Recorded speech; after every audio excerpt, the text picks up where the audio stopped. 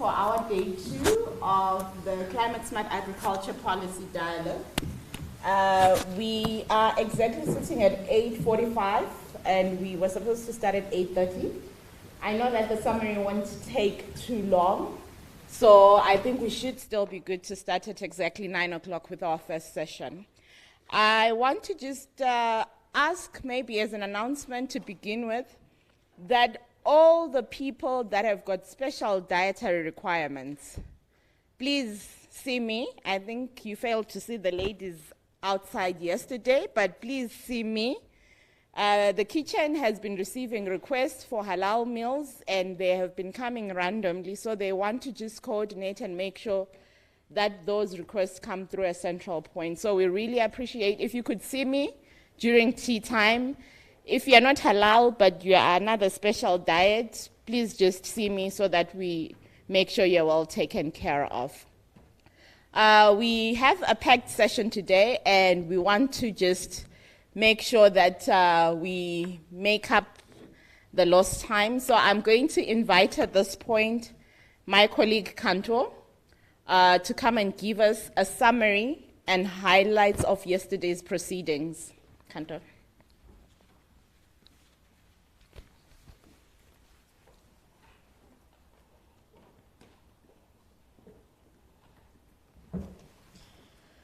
Ladies and gentlemen, welcome to the day 2 of FANAPAN Climate Smart Agriculture Dialogue under the theme Transitioning to Climate Resilient Farming System in Sub-Saharan Africa. My name is Kantu Ranevsu. I'm the Policy Advocacy Officer at FANAPAN, and I will be sharing with you the highlights of yesterday's session. And for those who are missing the very last event yesterday, we had a wedding ceremony. I'm joking. It's FANAPAN and ARC who just signed the MOU. They said it's a very long due process. We're really excited about that that collaboration continued and collaboration and joint effort to advance the agriculture sector in Africa. So yesterday, our CEO, Dr. Chilidzi Madzivandila, facilitated the official openings, and where he introduced the dialogue team, the objectives, and during that opening session, we have Dr. Neil Lazaro, who started and shared a bit of introduction of ACAR, how they work, and how their presence in Africa has brought changes in the continent. We also heard Dr. Theo Dihiager, I'm sorry already for pronouncing the name, challenging us to focus on solutions and lesson learned, success stories, because as a farmer, he needs to know how to move forward, how to overcome the challenges, and improve his harvest.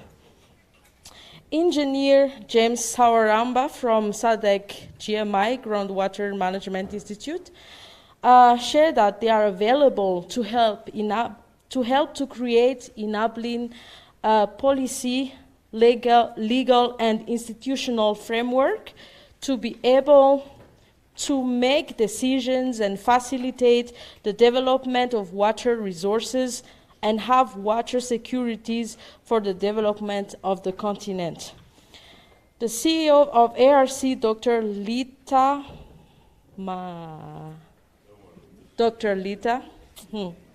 said that as the effect of climate change is evident, and we have to adopt to promote food security, and the ARC has undertaken various research work that has helped us to understand the effect of climate change. The Director of Strategic Partnerships from HSRC said that from a perspective of partnerships, this dialogue is important as it affects the 3 areas in the the free areas in the country, but also as a region, which are poverty, inequality, and unemployment. Then we ended with Honorable Minister Angela Didiza, who officiated the ceremony, the event. She highlighted that climate change is not a new thing, and we need to talk about adaptation and how do you adapt in a changing environment. How do you bring the voice also of indigenous communities in the debate of climate change and adaptation? A dialogue such as this, she stated that this is need to bring those voices using indigenous knowledge system to be captured and contribute to a climate resilient farming system. The dialogue also should help the various policy institutions in the debate, the various policy institutions to be able to take appropriate decisions that have to be implemented not only by governments alone, but networking in partnership with civil society and private sectors. We had a free, interesting session yesterday. The first one, we're focusing on agriculture and water challenges in sub-Saharan rural communities. The second one on agricultural technology for resilience, governance framework and practice. And the third one on circular food system and the water energy food nexus. From these three sessions, we have seen that water contributes to social and economic development. Agriculture also contributes significantly to the GDP of African economies and use about 82% of water. Achieving SDGs 2 and 6 aimed at ending hunger and ensuring water availability by 2030 will be futile if nothing is done to manage climate risks. Smallholders farmers experience the impact of climate change differently because they do not constitute a homogeneous group. Women dominate the food crop production sector in most rural communities in Africa, yet are faced with multiple constraints. We should also increase finance and on farm investment, particularly with regard to alternative sources of water and input to climate change adaptation. Policies must take into consideration gender issues. Addressing the water agricultural crisis in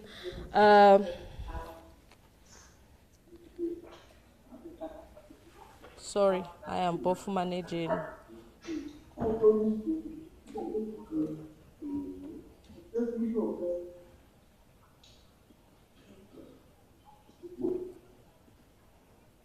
Yeah, thank you.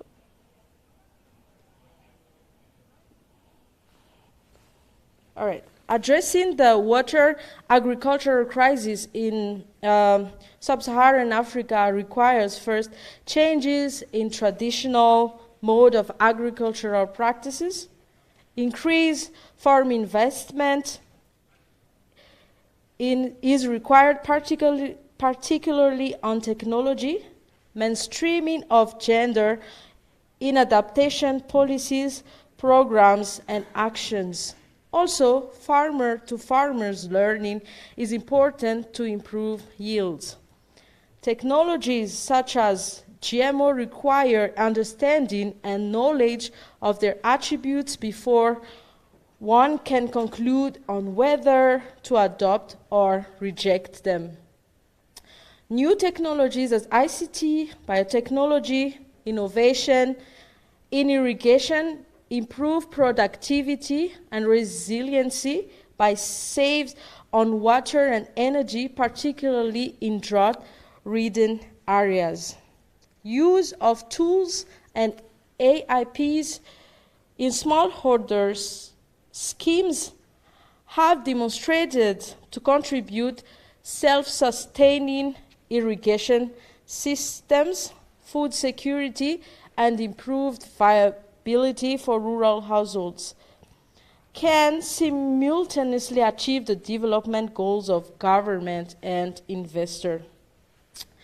Also, there was a question if we can transition to circular food systems and why experiment of circular food systems around irrigation systems. Through experiments, there are human capacity for youth and women, eagerness for economic opportunities. Farmers are organized, they have strong network, information system, they have engaged in collective activities.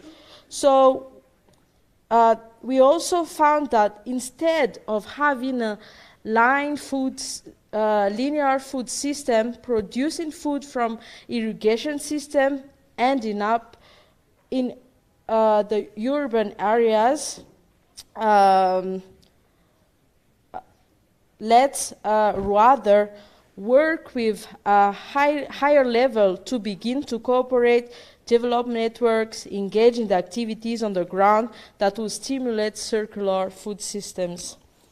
We also have learned from success stories from South Africa's government that water services improvement plan, water partnership offices, national groundwater monitoring programs, implementing them has provided support and intervention to local municipal waters and sanitation services. The financial structuring also help with the contracting with the private sector and skills and commercial and blended finance for private-public partnership for water and sanitation services is important. So to end up, water resources are among the most valuable resources in the natural environment, and their sustainable and integrated management form the basis of the water policy. Thank you, ladies and gentlemen.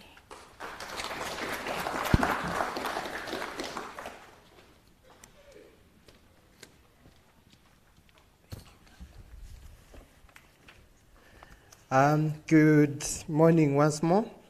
My name is Suelanji Sinyangwe, and I'm with FANAPAN. I'm going to facilitate the first session on the importance of social inclusion in transforming agricultural systems in Sub-Saharan Africa. So at this point, I'm going to invite my panelists to the podium, and that would be Ms. Karen Perry from the University of South Australia. Dr. Jean-Marie Onema, the Executive Manager of WaterNet. Dr. Mokanso Mokei, the Chief Research Specialist for HSRC.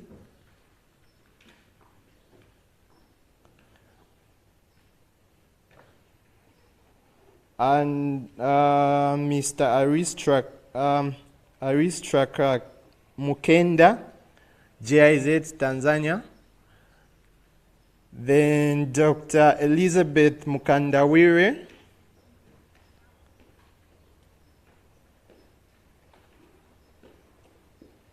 and Dr. Coletta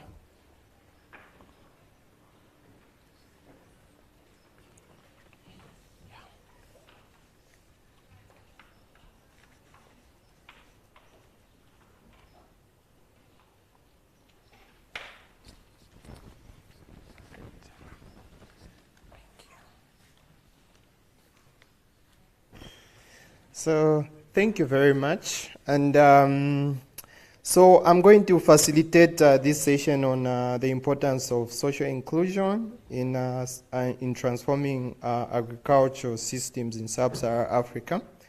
So social inclusion is very crucial in transforming agricultural systems in Sub-Saharan Africa. Our region being a region of many millions of smallholder farmers, and they are facing a lot of challenges in accessing agriculture inputs and many other social challenges. So we are going to hear from our panelists here, and I'm going to start with Dr. Elizabeth and Dr. Coletta, who are going to give us the keynote presentations. And your time is 20 minutes, and you have the floor. Thank you. Can you use that?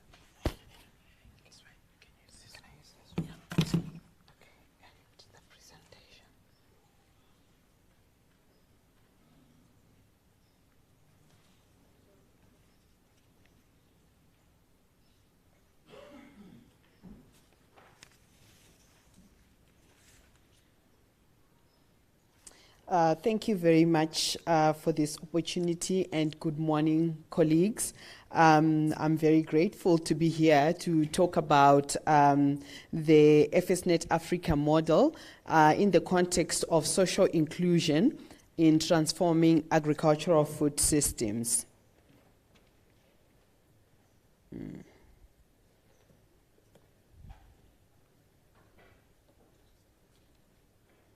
So,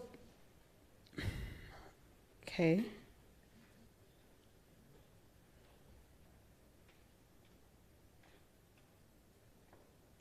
If we can move to the second slide, please. Thank you.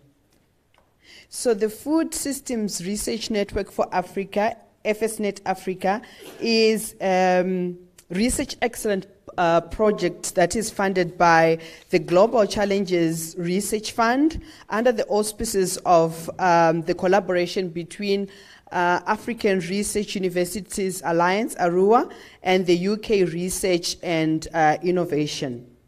The three collaborating partners are the University of Pretoria, where the project is hosted, and the University of Leeds in the UK, and the Food, Agriculture and Natural Resources Policy Analysis Network, that is FANAPAN.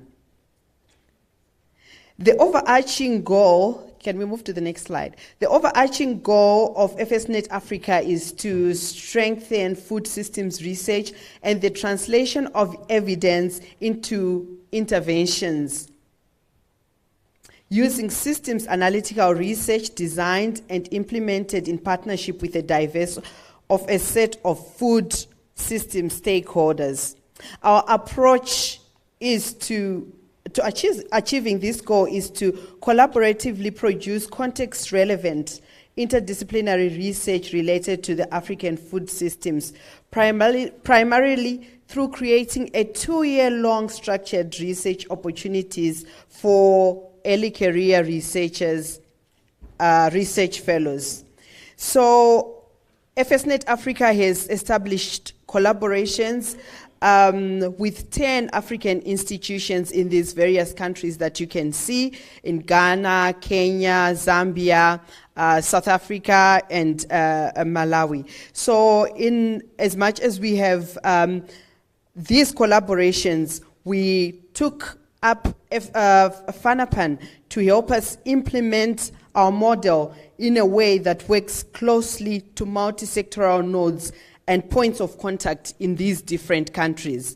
So in Kenya, we have Kipra, CISANET in Malawi, we've got AFC in Zambia, and in South Africa, we have the National Agricultural Marketing Council that supports us with stakeholder engagement activities.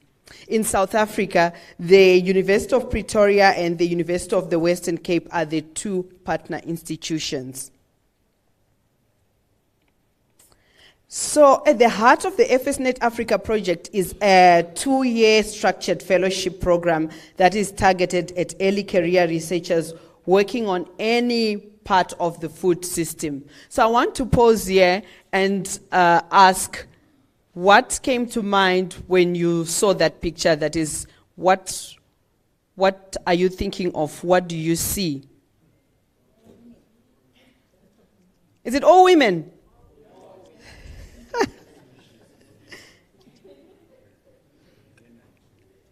There are men, a few. Okay, it's the cohort consists of predominantly female and youth. 80% of the FSNet Africa cohort is female, and this was deliberate because we know that in Africa only 31% of researchers are women. And these women, very few of them hold leadership positions. So FSNet Africa aims to support these women in gaining competitive advantage. We offer opportunities for women in the network, even outside the fellowship itself. For example, one of our fellows and her African mentors, female mentors, were funded to attend the World Food Prize in Des Moines, Iowa last year. We would like to move on to share with you how the FSNet Africa model has been intentionally designed to enhance social inclusion and impact. If we can move on to the next slide. So this is the FSNet Africa model on which our research is situated. You can see that it consists of drivers, components, and outcomes. Our research focus in the FSNet Africa is on the food system as a whole. Rather than just focusing on specific components of the system, the research is on the whole system. More broadly, we focus on 4 key food systems outcomes, one of which at the bottom there you can see is environmental sustainability. So in terms of our contribution to development, we aim to conduct research that can inform practical interventions in support of the Sustainable Development Goals. Our focus is on zero hunger, that is SDG 2. But it extends beyond this. We know that food and agriculture are related either directly or indirectly with all the other 17 SDGs. So including also SDG 13 on climate action. If we can move on to the next slide, please. So that said, globally and in Africa, finding solutions for the wicked problems embodied in the SDGs and national development priorities will require a new way of thinking. Due to the immense and increasing complexity of the current global issues, intervention strategies that are linear and mechanistic will no longer suffice to solve the problems that transcend a single discipline. We have profound societal challenges that have implications on our livelihoods. So a cadre of new sustainability leaders is needed. These cadres should have the capacity to employ systems thinking, transcend disciplinary boundaries, communicate effectively, engage diverse stakeholders and communities, and connect science to innovative and actionable solutions. These types of skills and ways of doing things are not the norm. That's why we say a new cadre is required. They need to be embedded and skills need to be developed. I'll now hand over to Elizabeth, who will tell us how we can do this. Thanks so much. Kanto, you can click, click, click, click, click, click, click again. Last click. Okay, 2 more. Thank you. 1 back. Thanks so much. So, as Coletta mentioned, really this way of doing research, partnerships, making sure we understand things in a system, is not the way we're used to doing research. We're used to being in a lab, we're used to sitting in front of a computer, churning out numbers and figures and presenting beautiful graphs to everybody. But really, we need to embed a new way of doing things, particularly that involves stakeholders and the people who matter most to the research and who can take up the research that we're producing. And so, in our capacity strengthening activities, we really try to capacitate fellows in 5 key skills: project management, responsible research, research methods, research impact, and research communication. And we align our training offerings with the project implementation cycle. So from conceptualization all the way through to dissemination, each of our events is strategically geared to achieve our fellows, to help our fellows gain certain skills. So really embedded in our training is getting fellows to understand systems methodologies. So how will my research affect another aspect of the food system? We're really keen to ensure that our fellows know how to do gender responsive research, and that's central to the theme of the dialogue today. We also want to ensure that our fellows can do research that's impactful. This is why it's so important for them to have the skills to be able to communicate with stakeholders. Next slide, please.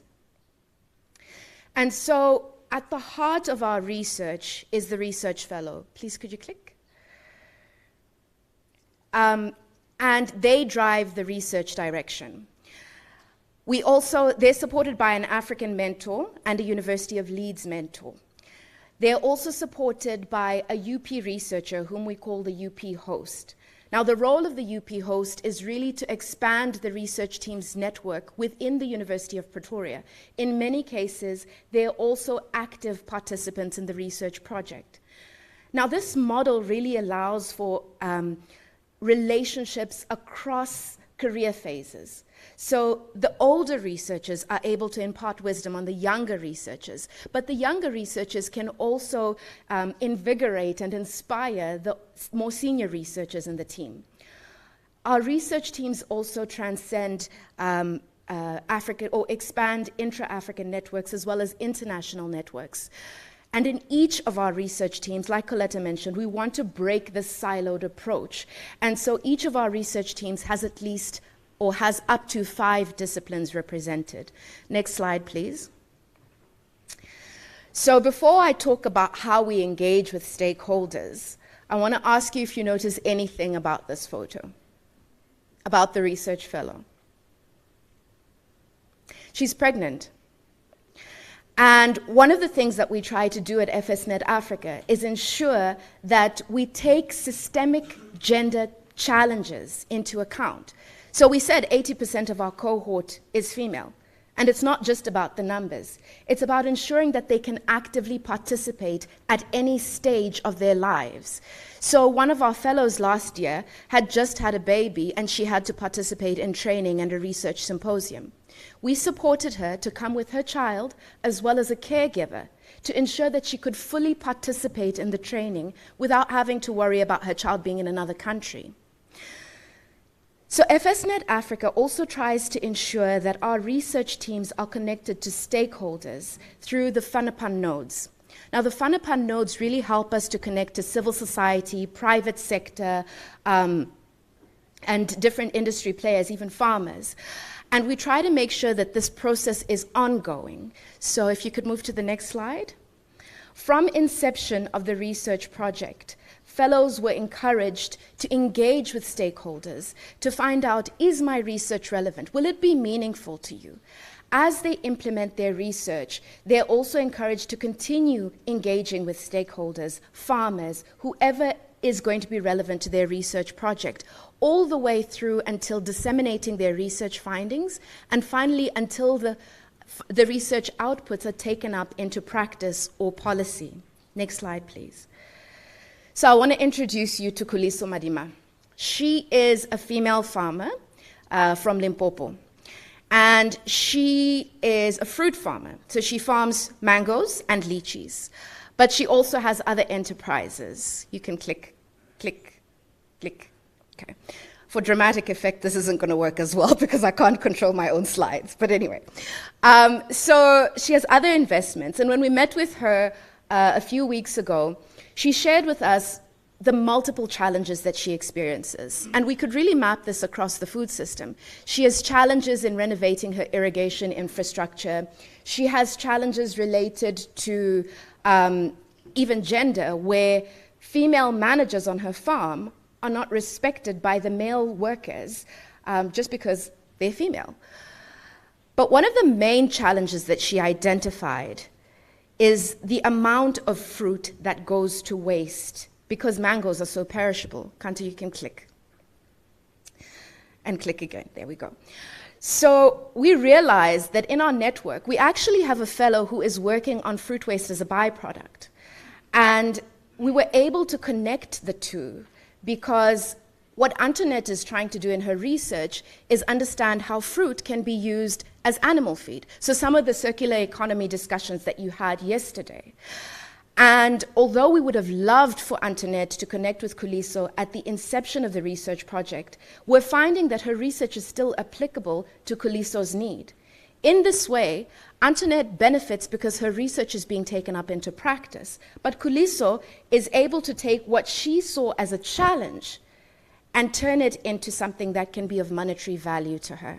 Next slide, please. So what we really want to share with you is that FSNet Africa is a new way of doing things. It's a culture. We try as hard as possible to make sure that our research is communicated to stakeholders, to ensure that they can benefit from the work that we're doing. So more recently, we hosted a podcast on the Twitter Spaces platform where young girls were able to engage with research scientists on some of the challenges that they experienced in their careers as female scientists. So this was in commemoration of International Day of Women and Girls in Science. The other thing that we try to do is ensure that we commemorate UN days. So last year we had a World Food Day webinar where we invited Vutlari Chauke. She's our stilettoed farmer.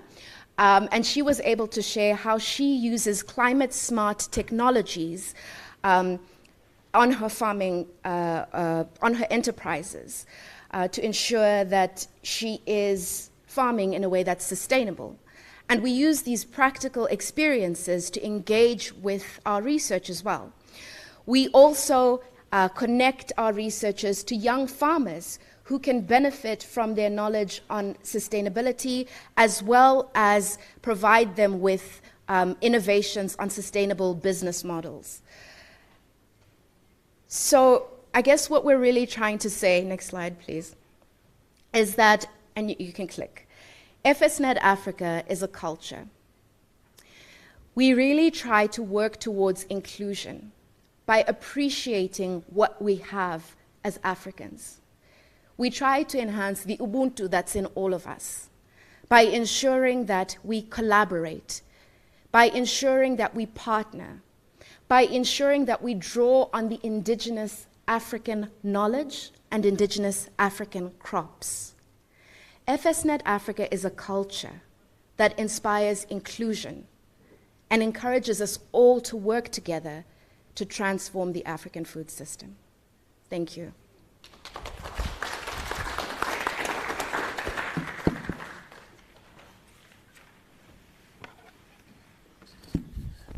Thank you very much, Dr. Elizabeth and Dr. Coletta. I'm sure this was very insightful of the FSNet model, which is some of the key takeaways on my side is that as the minister yesterday said, we are supposed to be moving away from rhetoric, and we are supposed to be moving forward with research that is impactful, and clearly the FSNet model is doing that. And also something that is very inspiring is that the FSNet model has 80% female fellows, and I'm sure everyone here would agree that That's really inspiring. So just to go back again to give briefs about the two speakers who are giving the panel discussion. Dr. Elizabeth Mukandawire is the Network and Research Manager at FSNet Africa at UP, and currently the Network and the Research Manager for FSNet Africa, Dr. Elizabeth Mukandawire, has a PhD in rural development planning. Her research and her publication are focused on integrating gender in nutrition policy, and especially on men involvement in maternal and child health. And Dr. Coletta is also a postdoctoral fellow at FSNet Africa, and she previously worked as a researcher for the Center of Collaborations of Economics of Agriculture, Research and Development. So thank you very much. I'll go on to our second panelist, who is Mr. Mukenda, the Advisor Natural Resources Stewardship Program at GIZ in Tanzania. Mr. Mukenda.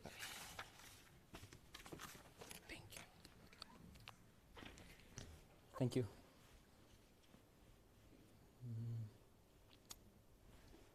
Well, I think I should have a PowerPoint. Yeah. Yeah, thank you very much, and good morning to everyone. My name is Aristark Mkenda, and I work for a program called Natural Resources Stewardship Program. It's implemented by the GIZ. But the work that I'll be presenting here today is a teamwork resulted from the paper that my colleague, Dr. Natalie Richards, prepared under the IWRA mentorship scheme. And I'm really honored that I'm with Professor Henning, whom was our mentor for, I think, a period of 1 year plus. So yeah, thank you, Professor. Can you go on to the first? So what is NATURES? So Natural Resources Stewardship Programs basically is a program that looks on forging or creating innovative partnerships between government institutions, private sector, and the civil society. So it's really a participatory approach that looks on the risks that the stakeholders are facing in the catchment, and see how those stakeholders can address those challenges collectively. So the partnerships are developed through an approach called a Natural Resources Risk and Action Framework, or NRAF, which is a standardized approach on how these partnerships are being created. We have partnerships in Tanzania, where I'll be explaining in this presentation, but other partnerships ranging from Umhlatuzi in Southern Africa up to Ethiopia. Can we go to the next slide, please? Okay, so the Natural Resources Stewardship Program has 4 thematic areas, ranging from the catchment partnerships to the cities, but also special economic zones and the green economy. But for this presentation, I'll be mostly looking on the catchment stewardship partnerships, specifically from the Pangani Basin in Tanzania. Next slide, please. Okay, so the Pangani Basin, which is the northern part of Tanzania, a place where I also grew up, is already a water-stressed basin or water-stressed catchment.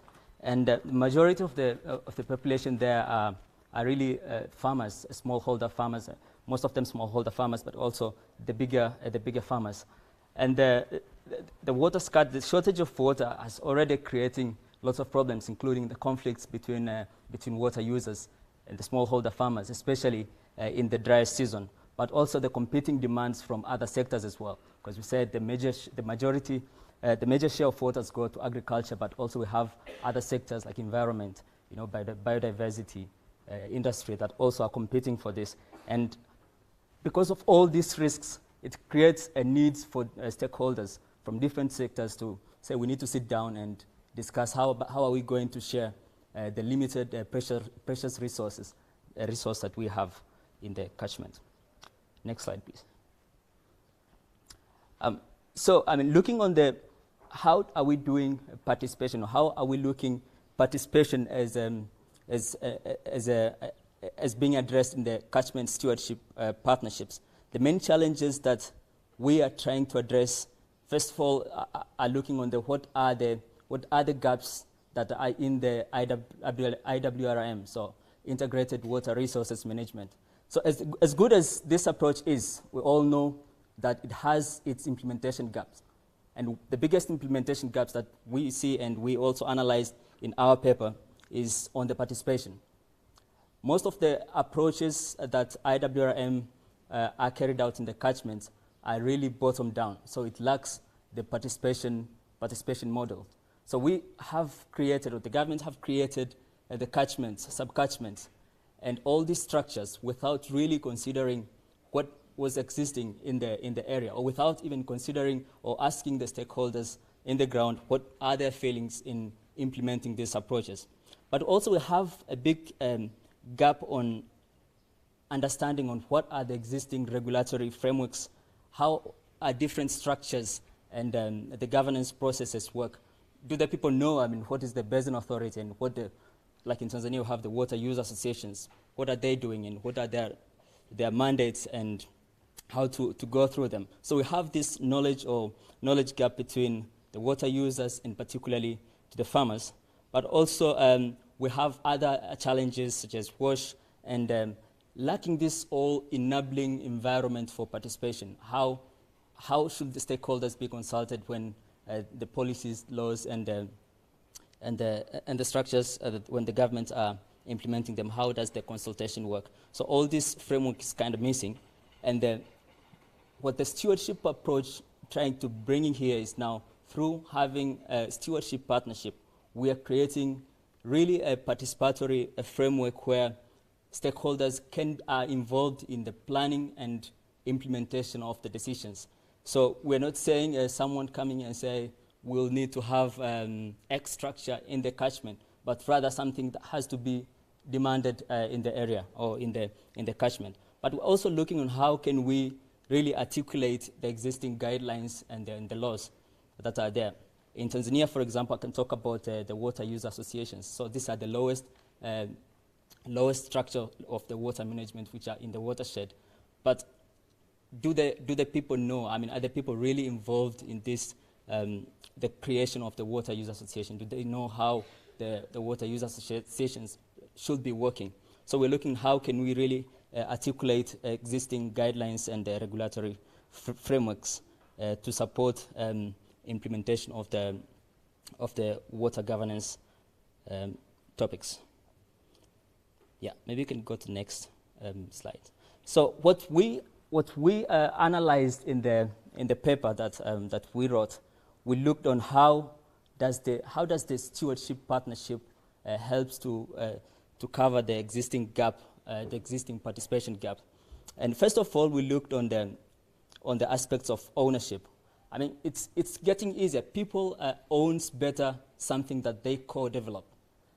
It's really challenging with IWRM, particularly methods, because it's something which is like really top down and it's really forced on people. But when the stakeholders identify their risks and identify their projects, you have this ownership. And I think it's really important aspect when it comes to the sustainability of the projects themselves. And we all talk about the supported projects by the development partners, GIZ being one of them, but also other development agencies, that they die a swift death. I think we have many examples.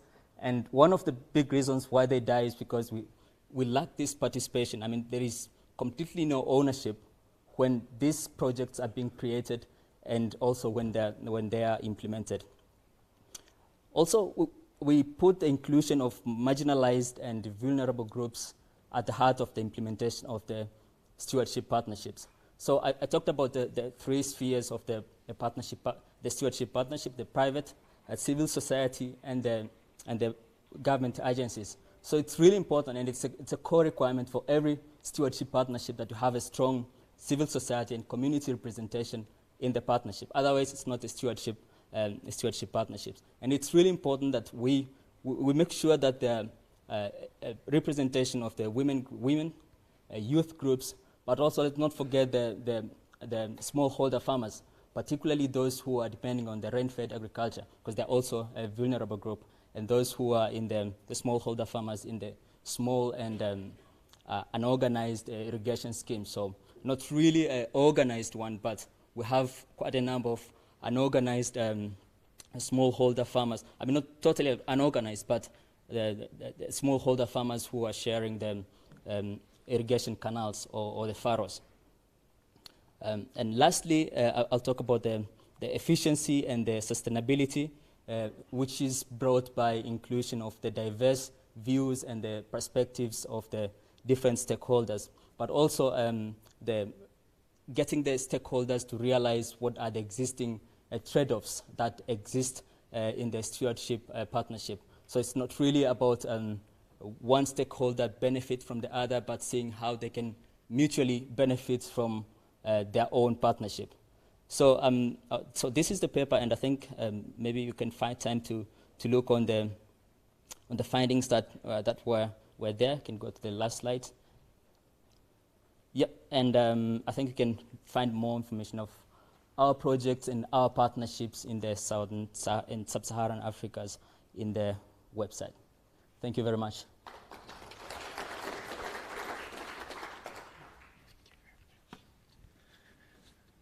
Thank you very much, Mr. Mukenda, for that presentation. So my key takeaways are that of social cohesion, by promoting participation, agriculture system can also help build more inclusive and cohesive communities.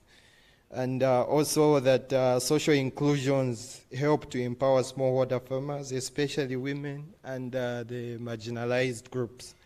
So thank you very much, Mr. Mukenda. And my next panelist is Ms. Karen Parry from University of South Australia. Ms. Karen Parry is a research assistant and PhD candidate in the UNISA Business Academic Unit. Her research assistant work includes preparing academic papers and literature reviews and providing editorial assistance as part of a small-scale irrigation project in Tanzania, the TISA project. So, Kari, thank you. Just a test on volume to make sure I'm holding this in the right spot. Good. Yep, my name's Karen Parry, PhD candidate. Thank you for the introduction. I'm with the University of South Australia, which is usually called UniSA and gets a little bit confused with UNISA. So we're Australia-based. Thank you very much for the opportunity to talk today at this important dialogue. And I'll be focusing on young people and small-scale irrigation schemes. Yeah. So just a little context. I took a complex systems approach to looking at the issue and really focused on exploring youth livelihoods broadly around an irrigation scheme in Zimbabwe, the Sililashani scheme, and also some institutional analysis.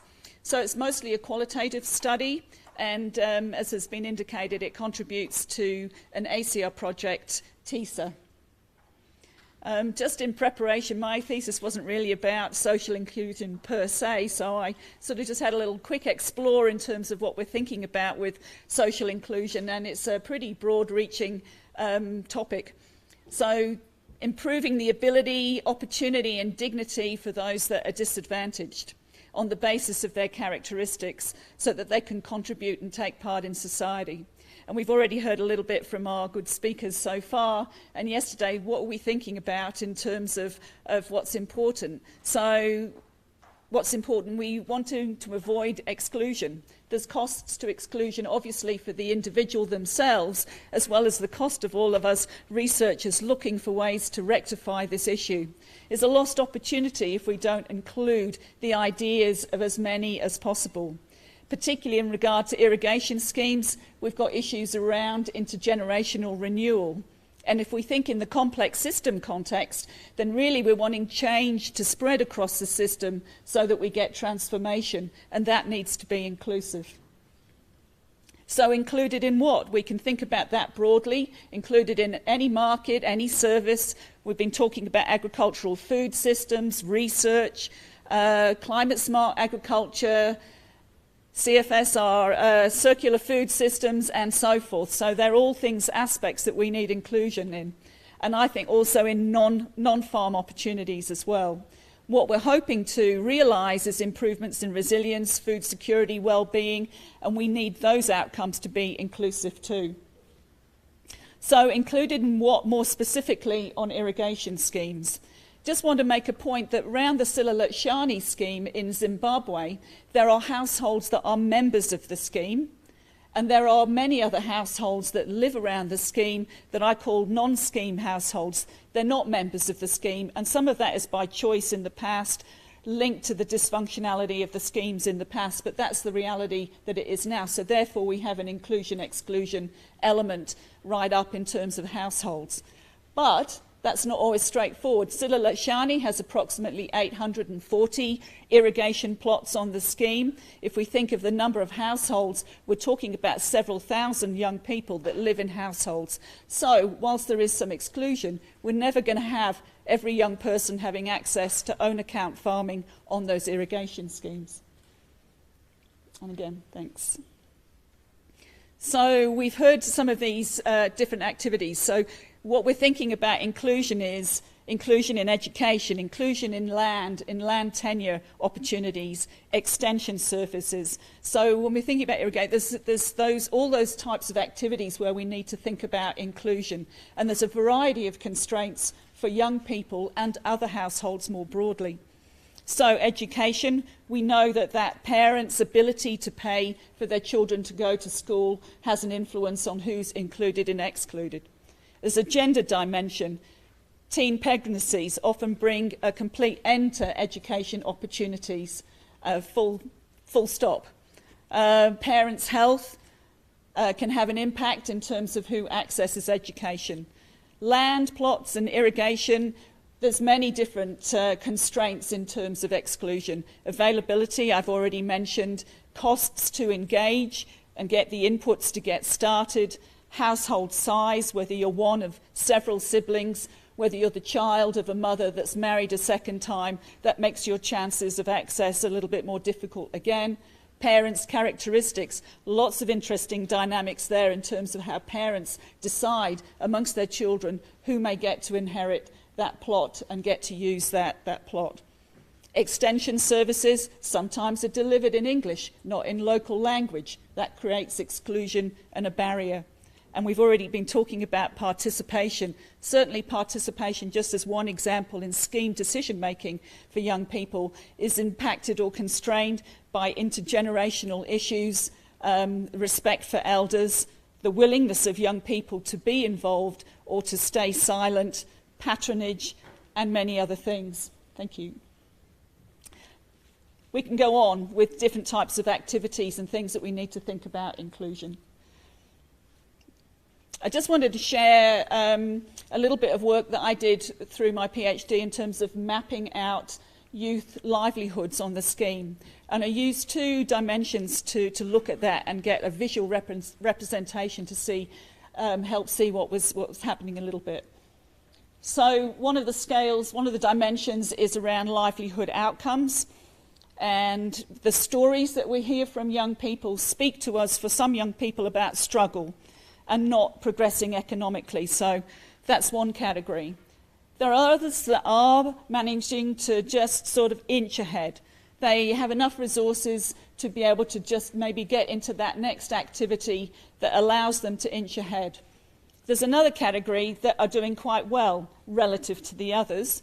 They are accumulating resources and they are able to add on activities that have that bring more lucrative outcomes. The other dimension is the nature, the type of activities that young people are doing. Are they farming only? And I mean that by on-farm or off-farm. Do they have a mix? Because young people, like many households, always have a mix of activities if they can do that. There's usually more than one livelihood activity going on. So is it a mix of farm and non-farm, or is it non-farm only? And by non-farm, I mean things like small buying and selling businesses, maybe renting or owning a shop, And that might be selling produce, it might be welding, it might be fixing things, and so forth. So I just want to highlight a few points in relation to this diagram, because it does help us sort of start to think of some of the dynamics that are happening. Number one shows that we have young people that are branching out from irrigation into non-farm activities. But equally interesting, we have some young people whose interests lie more in non-farm opportunities, and they are also accumulating and then choosing to branch into irrigation. Two is an important sort of gap, if you like, moving from labouring only. There's very few that can move in a struggling sense from labouring only up into inching head and then branching out. Number three shows much more that young people are combining their activities in their efforts to progress, or non-farm only. And then at the bottom, number six, we have a group that are struggling.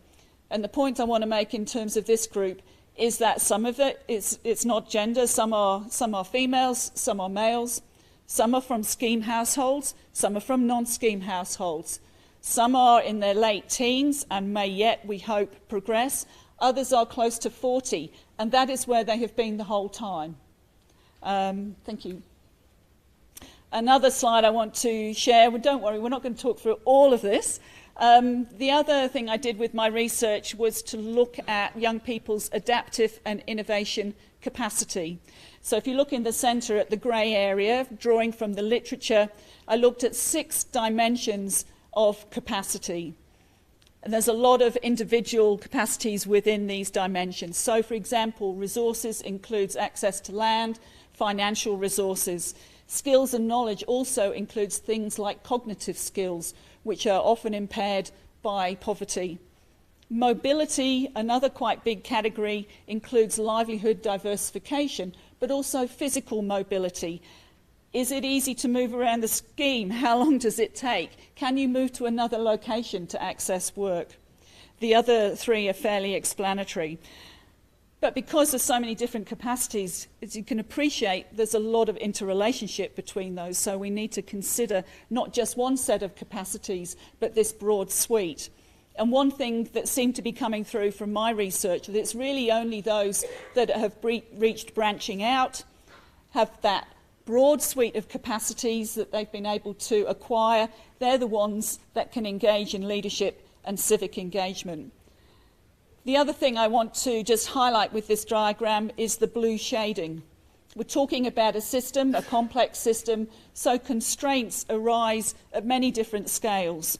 So the darker blue on the outside is showing that some of the constraints associated with capacities and therefore inclusion or exclusion, some of those arise at the macro environment, the policy settings for education, the economy, a big deal in Zimbabwe. The next layer down is community scheme or the local economy. The scheme, what rules does it have for membership? What rules does it have for the crops that you can grow? And so forth. Community norms associated with, say, maybe young women, teen mothers going back to school or not. At the household scale, parents and their decision-making processes. So there's a lot of different scales that are impacting, and of course some that we may have more or less influence on when we're actually attempting to make change and implement some projects. Thanks. So key messages. There ain't enough jobs around schemes for young people.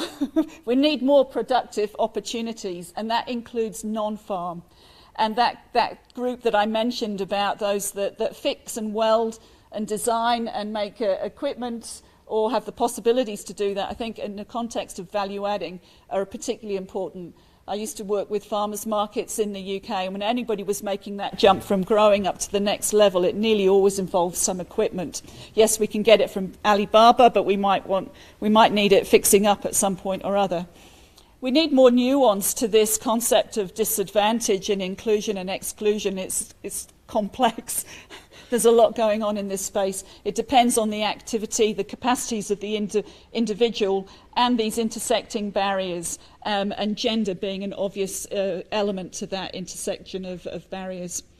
I think it's useful to think in the development context, just in relation to those 3 categories of livelihood outcomes, something that it would be great to test in a quantitative way, because I think there may be 4, but we have 3 highlighted at the moment. How do we support those who are at that branching out stage? How do we support them to be the job creators, the leaders and the peer educators? For that category that's inching ahead, how can we shorten that time? Sometimes we're talking of 10, 15-year periods going through that inching ahead process. How can we speed that up and always make sure that it goes in a positive direction? What I showed you was quite coarse scale. Obviously, sometimes these trajectories go backwards and they go up and down. How do we keep them moving forward? And how, for those that are the most vulnerable, how do we prevent them being trapped in that struggling phase? System context, resilience literature is always talking about the importance of knowledge sharing, intergenerational as well as otherwise, and networking and connectivity. So in the absence of formal education options or formal training options working, let's kickstart, establish and strengthen informal networks, informal learning networks as best that we can. Just a couple of points more related to irrigation policy. Can we have scheme-scale plans that have a specific objective for job creation? Intergenerational renewal is critical in any farming system, but it involves land access. It also involves sharing and learning. It also involves decision-making and leadership, and we need to think about how we can get intergenerational processes happening. There's lots of interesting research, I think, to be done in this area. We have a paper coming out later in the year based on some of our quantitative household data looking at gender and age and also tail and top end. So there's lots of different things to look at, and we're always looking for people that are working in the same space. So acknowledgements, thanks to those that helped with the research, and I hope that this stimulates some thinking about inclusion. Inclusion in what, who is excluded, and why. Thank you.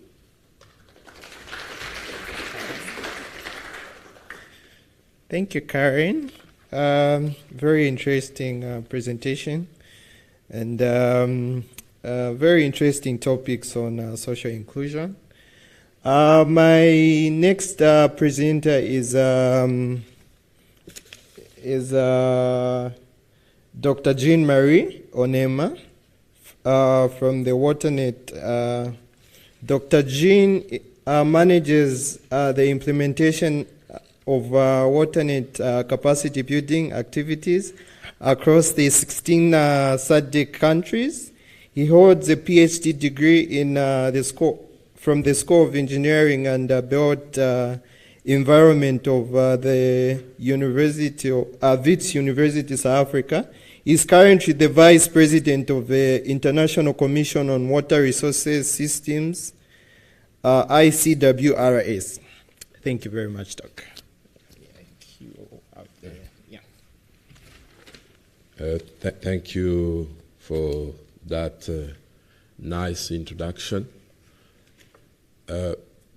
I'm going to share with you why I think that we cannot talk about inclusion without capacitating or empowering people. Next slide, please. And I've tried to keep it as simple as possible, just to set the scene and then to take you through some of the examples that we've done over the years in terms of capacity building. Next slide, please. As I was introduced, I come from WaterNet, and WaterNet is a SADC subsidiary institution in charge of capacity building in water resources management. And we cover all the 16 countries, and we do it through major trusts, education, where we provide scholarship for master's and PhD, short professional training courses, or your continuous professional development, collaborative research, but also outreach. Next, please. Of late, when you talk about capacity building, it has become a kind of buzzword. Everyone will talk about capacity building or capacity development.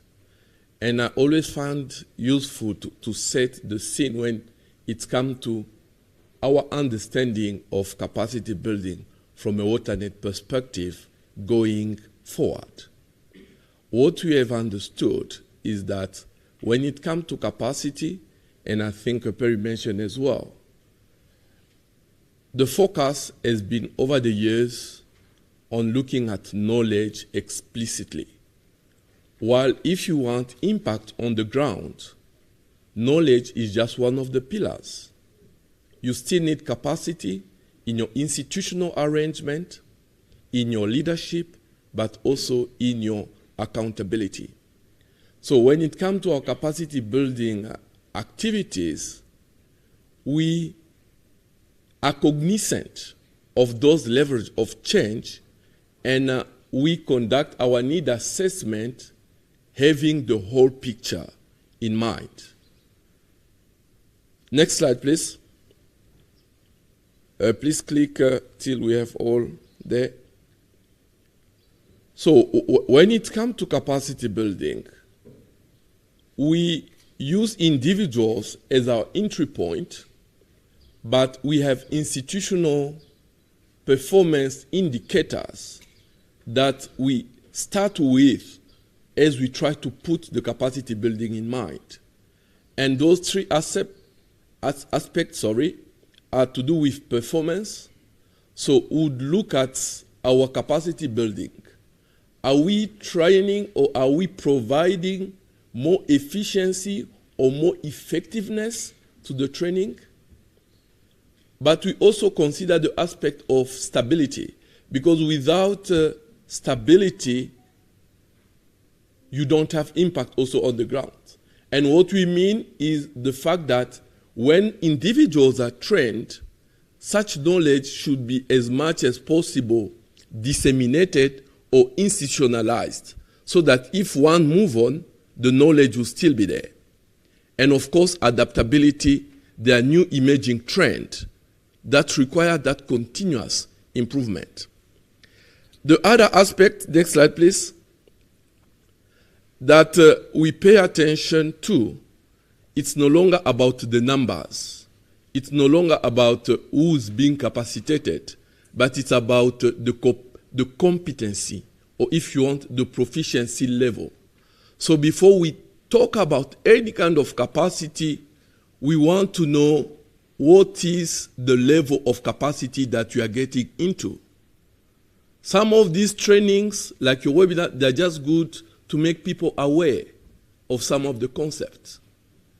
Even some of the short professional training courses, they're just meant to make people aware of what's happening. So it's also critically important not just to conduct trainings, but to know to which level we are conducting the training and adapt any capacity development, especially when you talk to youth on the level that you need to come in. Next slide, please. The two examples that I picked, next slide again. Yeah. The two examples that I picked to now kind of put some sense to the theoretical background. The first one is the Afri Alliance, where WaterNet led the component on knowledge sharing and skill transfers for the continent on all initiatives to do with water and climate.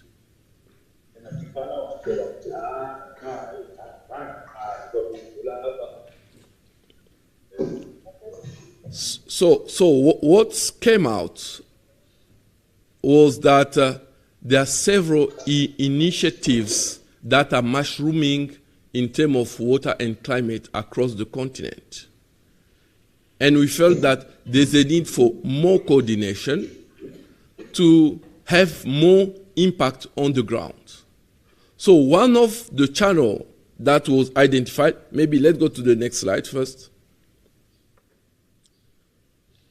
Yes, what was identified, back please, was that there is climate change which is upon us with the various characteristics, whether you have more droughts, various partial extent or intense drought, you have your floods taking place.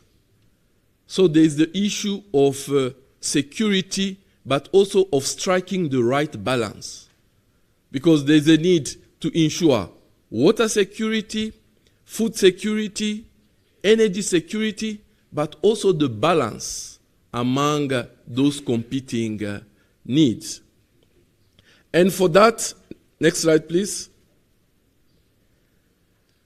we came up with this concept of social innovation in an effort to build that capacity. And what do we mean by social innovation? It's also that systemic approach to solving water and climate issues by looking at the technology. I don't have my time, I could go down, but we try to go across the continent within 5 years using existing networks. You know, we worked with networks that exist already to try and save and try not to reinvent the wheel. So, what we realized that was key to solving some of the issue on water and food security is the concept of social innovation. And as I said, it has 4 main dimensions. The first one, it's about the technology. The second one, it's about your governance structures. The third one, it's again about the capacity. And the fourth one, it's a business map. And of late, we have also documented that there's a need also to brokerage the knowledge. So knowledge brokerage as well is critical. So this is what came out of the H2020. Next slide, please. The second one, I'm happy that we were also part of one of the GCRF projects. And this GCRF project was implemented in 3 countries in Africa, Ghana, Kenya, and Malawi. And WaterNet's role was to upscale whatever was coming out of Malawi to the entire SADC region. So what came out of it, maybe let's go to the next slide so that we don't waste much time, was the fact that the capacity needed to be, okay, Brescia first of all stands for building research and resilience to climate change for water and food security in arid Africa. Can you go back, please? So what came out in terms of output and impact was, first of all, some of the new technical skills that were imparted. And of course, this was done mainly to what we call the ECRs, your early career researchers. But we went on also to engage with community and local government. How we did it? Through WaterNet, for instance. Twice per year, I report to ministers in charge of water resources at SADC level. So we prepare annotated agenda that will be tabled by the ministers. So Brescia findings and some of the recommendations find their way to the ministry using such channels. Within the 3 countries, Kenya, Ghana, and Malawi, we had the approach. But as I said also, regionally, we had 3 centers. In the SADC region, WaterNet led the upscaling. In West Africa, it was agreements and ICPAC for East Africa. Next slide, please. One of the learning from all that I've presented is the fact that partnership is critical, but the partnership should be quite well defined. It should be a purpose-driven partnership if you want your impact. And you can see the last point, it's about success. A lot of people like to associate themselves with success rather than failure. So as long as you can be able to show that success, I'm sure your partnership will strive. Next, and I think the last or before last, yes, one element following the discussion that we had yesterday, in fact, that's why I even included this slide. It's about our engagement with policymakers. Maybe I think as researchers, we don't give them options. We tend to prescribe to them what they should do.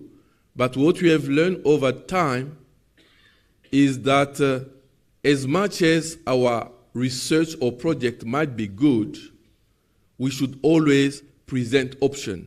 Policymakers want options with clearly defined societal need why you are suggesting them. Next slide. And of course, is to draw our attention to what is happening next week in New York on the UN water conferences. I know some of you were already in Cape Town, where there is an agenda for the transformative water future in agriculture. So there's a need to follow because there's a new development that is expected to take place next week as the UN Water Conference takes place. And lastly, please, is to also invite you to the 24th WaterNet Symposium that this year is scheduled to take place in Zanzibar, Tanzania. And the theme, as you can see, it's about accelerating change. And water in agriculture has always been central to that. Thank you, Moderator. Thank you very much, Dr. Onema. Very interesting presentation on capacity building. The next session is a question and answer session. So I'll invite questions from the audience. 1, 2, 3, 4. Okay.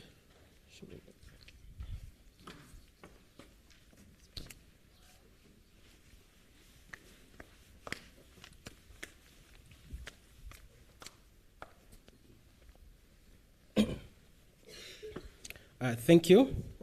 I'm Joshua Nyetu. The first question goes to Perry. First, thank you very much for your research and the work you're doing there in TZ. Yes, so I want to know, is there a role play variation between youth and women in participatory irrigation management in the systems you've studied? And then second question goes to Professor, who has just finished his presentation. You dwell much in capacity building. I want to know the degree of your contribution, the contribution of your works to the AU Agenda 2063, specifically Goal 2, which talks about well-educated citizens and skills revolution underpinned by science, technology, and innovation. Thank you.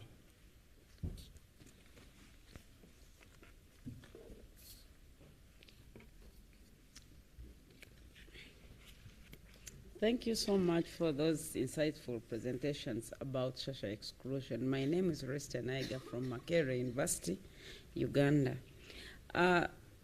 Drawing from your presentations, but also personal experience, we always tend to, there are very many benefits of participation and social exclusion. But the experience with the community-based water management is that there are also costs of participation. We very often assume that they are willing to participate, they have the time, they have the capacity, but also there are other social challenges, especially the social norms. Like my experience from water governance at a community level is that women are hampered from taking decisions about water source allocation because of issues related to land ownership. What is your experience like, and how can we overcome these costs of participation?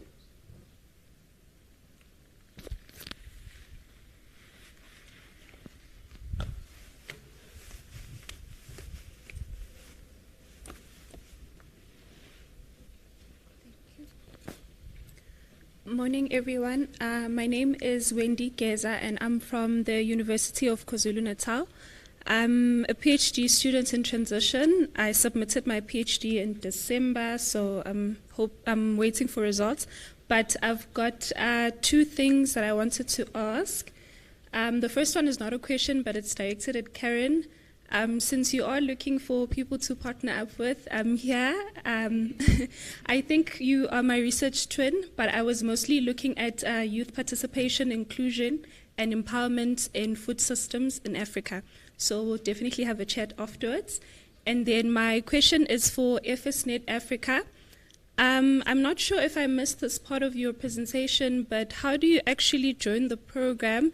And because you mentioned that it's a 2-year program and you accept 20 researchers, would one need to wait for the 2 years for the first research cycle to be completed? And then what happens if you don't make the cut for the 20? Is there a backup option? Thank you.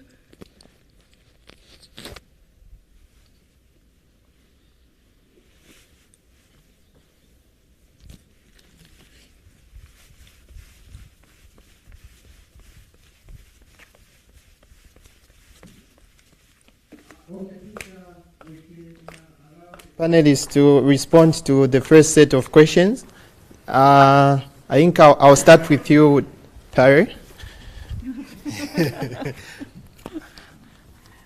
I might be a little disappointing in terms of where I'm at with the stage of my research and thinking about solutions, because I guess my picture is that we'll take some of this into the project in the phase going forwards. So I'm not sure if I can make a real distinction between participatory solutions between youth and gender, if that, I think, was what your question was about. But I guess a couple of things that do occur to me is certainly with the TISA project, we use the AIPs, and that can't have necessarily representation from everybody, but we maybe do need to look at some mechanisms where some of these subgroups can feed in. And I think one opportunity is not to discount all the existing groups that there might be around, because when I was on Sililashani, we spent a bit of time talking, for example, to ISAL's groups, the local savings and loans groups. So they are, a nice group that you could work with maybe to canvass opinions that then feed into a group. So I see maybe there's a little bit of a tiering opportunity to help with that participation. I'm happy for my colleagues down here to also have some comment if they have. Yes. Okay, maybe just to respond to the colleague who asked about WaterNet contribution to the agenda. In fact, WaterNet strategies are informed by the need at SADC level. At SADC level, we've got what we call the SADC research agenda, where priorities have been identified for the water sector, where we need to provide that capacity. And in fact, capacity, the way we look at it, it's in fact a means of implementations. When we look at all the strategic pillars that have been identified, like right now within the SADC region, we are trying to unlock the water potential toward development through industrialization. So you've got several actors that are involved, But what specifically we do as WaterNet, we give scholarships. And this has been happening since 2000.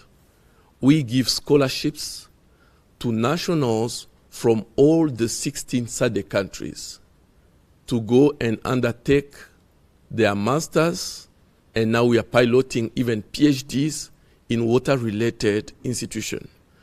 I didn't have much time, but I could have also explained that we have a unique model that we have been implementing where 7 institutions will deliver on 1 master's program, depending on the specialization. So we are trying to contribute to the knowledge pillar. You know, when you look at the capacity, you need more capacity across board, but WaterNet niche point is the one on knowledge generation. Thank you. Thank you very much, Dr. Onema. Just a reminder for those that are participating online, you can drop your questions in the chat box and we'll be able to read them. So I'll go to you, Dr. Elizabeth, and I don't know which one to take. All right, so first off, I want to say congratulations on submitting your PhD, and I'm very confident that you will be graduating soon and hopefully join us at some point. Yeah. So in terms of how we recruit, so we have one cohort at a time. The project is quite intensive to manage, so we would not manage to have multiple cohorts simultaneously. We are in the process of exploring other funding options so that we can have another cohort in 2024. But at the moment, we will announce. You can follow us on our social media platforms, on our website. Funapan is a partner. You can follow Funapan, and we should be announcing that as soon as we have more information.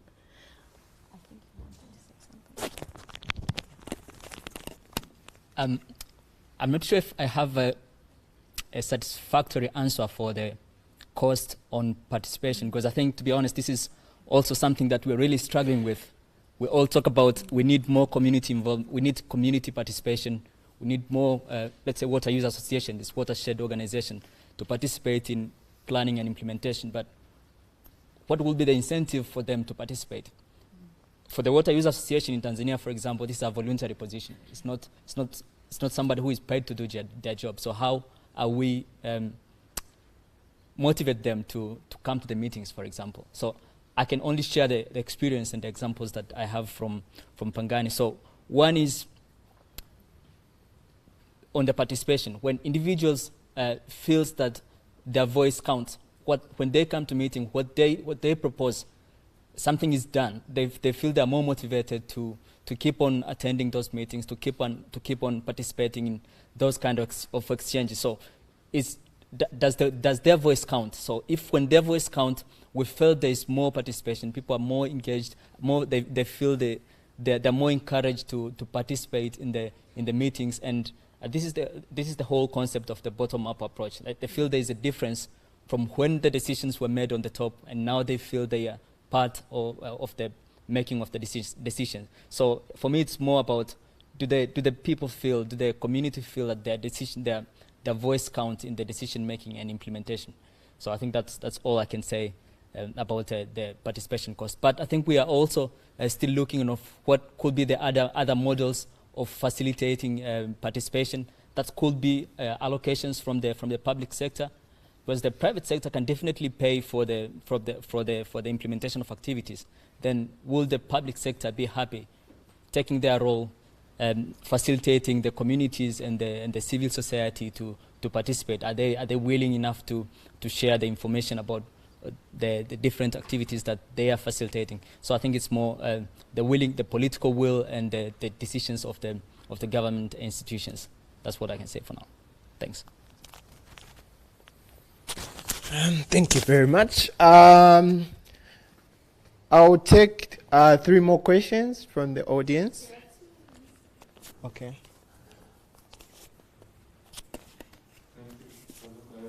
This is a question directed to Karen. I think this is a very sensitive topic culturally, right? So also very interesting, and it's one of those difficult nuts to crack. And I'd be really keen to see the recommended research once the thesis has been compiled, because I think there's a lot of research that one could put forward to humanities and various other disciplines, because it's such a complex matter to work with. And I think those of us working in development need to be sensitive about a multiplicity of things within the cultures where we try to intervene. So well done, and it's courageous, but I think it's hugely valuable for all of us, and keen to see the further recommendations of research beyond the thesis as well.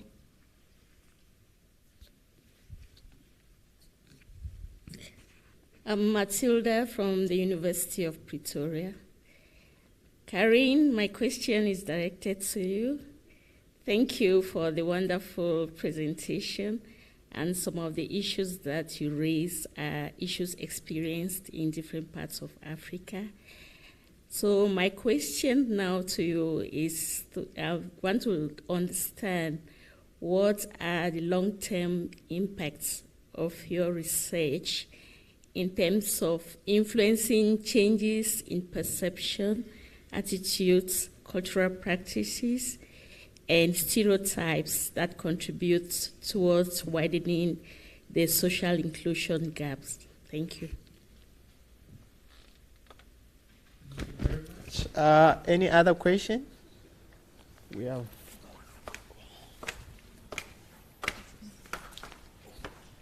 was going to say, please let me take them before I forget them. First, yeah, totally agree. I mean, I clearly, obviously, come from a completely different culture. So I know solutions in terms of these intergenerational matters are certainly not for me to make. There's something that needs local consideration. And I guess I'm lucky enough to be working with the TISA project, so that's something that we can consider more fully, how you would talk about processes and take those sorts of things forward. But I would, if I didn't mention it in the talk, but I would, if it's like, just add, in terms of that sort of land access issue, we have started to have conversations around, and certainly I acknowledge Andre's thinking on this, that we also need to think a bit differently on that one, in terms of, should we be having conversations around how we help those who are elderly, as an example, and maybe ready to exit farming? How can we help those people exit farming with support and with dignity? Not saying that that would be a simpler process in terms of culturally, and that's a big conversation to have. That I think is one point. Long-term impacts, I think also that comes back again to the good fortune to be part of a project that has already got history in this space in terms of irrigation schemes and networks with colleagues in a number of countries. So I'm certainly hopeful with our modest budget that we can incorporate aspects that follow on from this, and I'm hopeful that I will have a postdoc position to certainly take some aspects further forward. But I guess one of the impacts in a modest way is that it's not that our project didn't know this already, but I think that message around there not being enough productive opportunities around schemes resounds well and truly around our team, and is part of the impetus for the circular food systems and looking at local value adding that retains value, and hopefully then snowballs some creation of jobs around the scheme. Because certainly young people will leave, and why would they? Would they not if there aren't jobs? So I'm hoping the impacts, the longer term, will come through the TISA project. That's for the medium term, not the long term. And the new circular food systems and value adding. Yes, thank you. Thank you very much, Karen. I think there's one more question.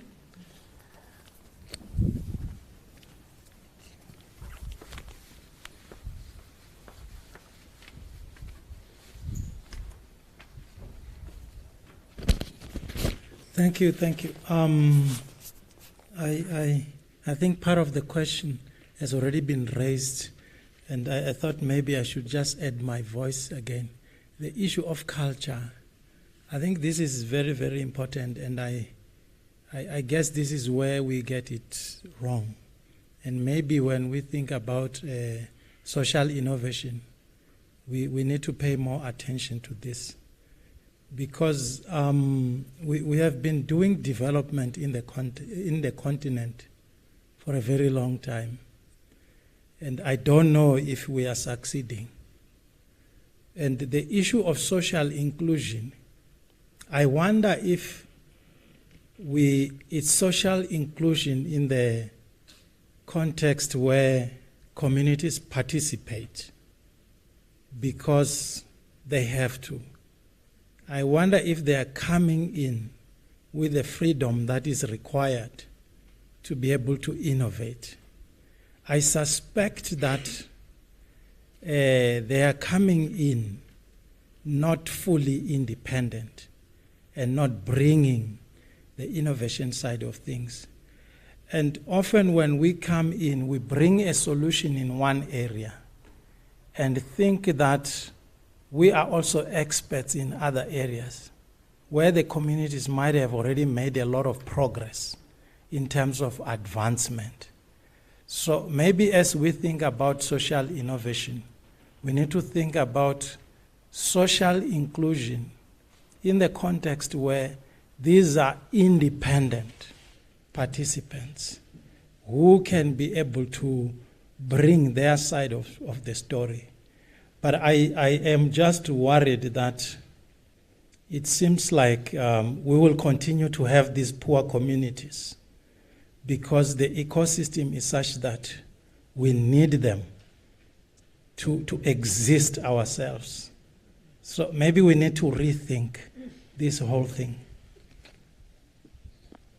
Okay, thank you very much for that comment. Anyone would want to respond to that? Thank you.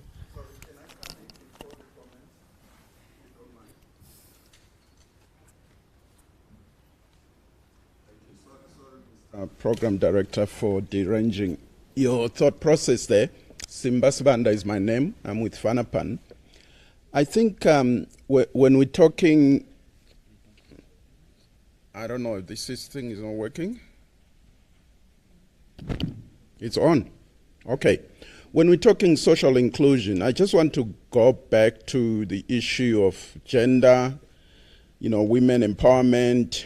The sort of conventional narrative is that women are disempowered, whether we're talking at household level or within the community. And there's a part of me that says it's actually very close. I think it switches on and off. So I'm not really sure how to resolve that. It's off right now. So what do we do?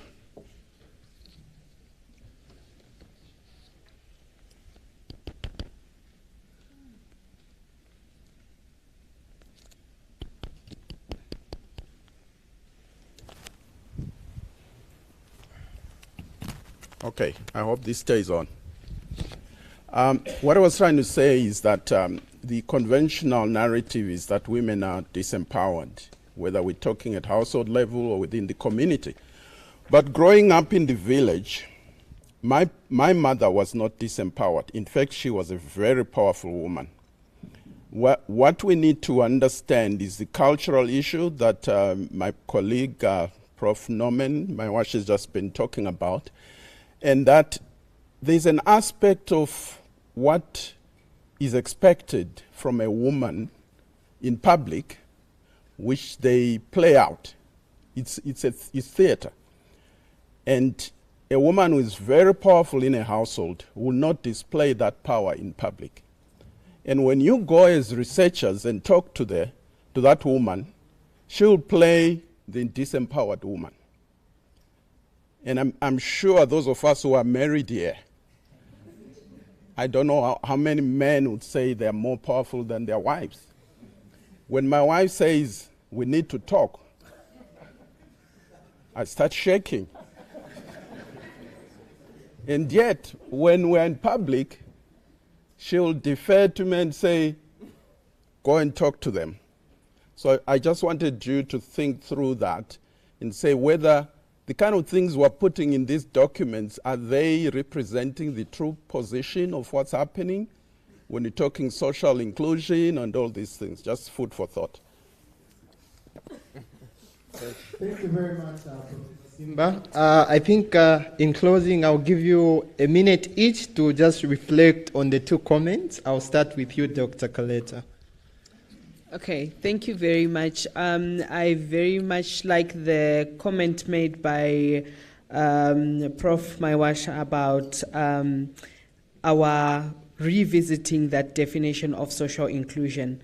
So people coming in to participate as independent people or not.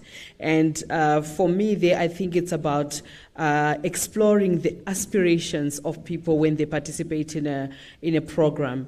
What do they want? What are their needs? And I think that there's an element of discipline in there. So I think focusing more on understanding the aspirations of communities and individuals participating, I think that will add to their independence and them engaging freely. That's my comment on how we can relook the social inclusion definition. So thank you so much. I think one of the challenges that I constantly pick up is that we're looking at increasing the numbers of women participating in decision-making structures, increasing the numbers of women in fellowship programs. But have we thought through what it takes to participate? So in the same way that Innocencia was pregnant, it could have prevented her from participating. It goes to the social norms that we're talking about.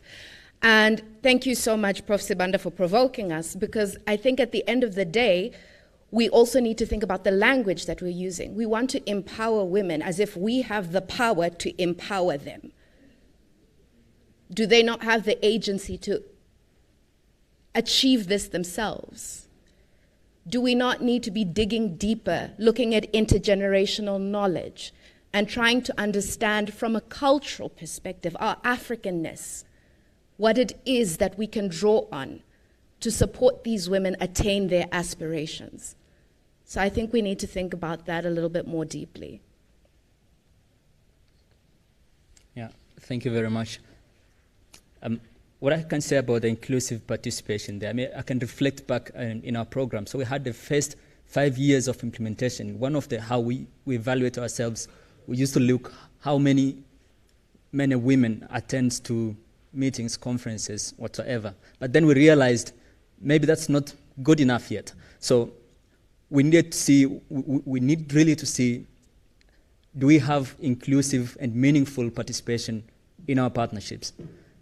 Are those people who are attending, do they really feel that they are contributing something, or they're just there to fill on checking the boxes that we had this number of men and women participating? So I think it's also a call for, in our project, to see how are we making sure that we have a really meaningful participation of the communities and of the men and women who are attending or who are participating in our programs. But also, we were really asking ourselves, it's really difficult to involve community. It's much easier to use NGOs or civil society as a proxy to community representation.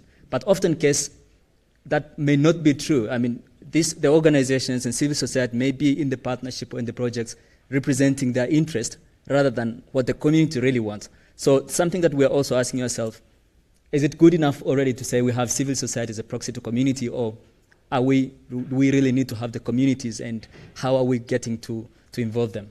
Yeah, thank you. Karen, 40 seconds, please. Oh, not much. Just to thank my fellow panellists and the comments from everybody, the questions that we've had. Just great reminders about the complexity of culture and the costs of participation. And I do think, though, with our agricultural innovation platforms that have been running in schemes now for 10 years, we have got a good opportunity as a community space to start some of the conversations that we need to have. Thank you for the opportunity. Maybe just a few words to conclude. Talking about capacity, I think we should acknowledge the fact that capacity it's time long or time consuming. When it comes to capacity, most of our projects, in fact, are not living long enough to actually document the impact on the ground. And the other element is the fact that we should more look at contributing rather than attributing some of the capacity when we look at our interventions. Because as we saw, most of the actors, even the youth, would have our project empowering them, but the project is not the sole capacity building initiative where they're exposed. So we should acknowledge the fact that we are bringing our bricks to the edifice, but it's not a monopoly of our project or activities. Thank you.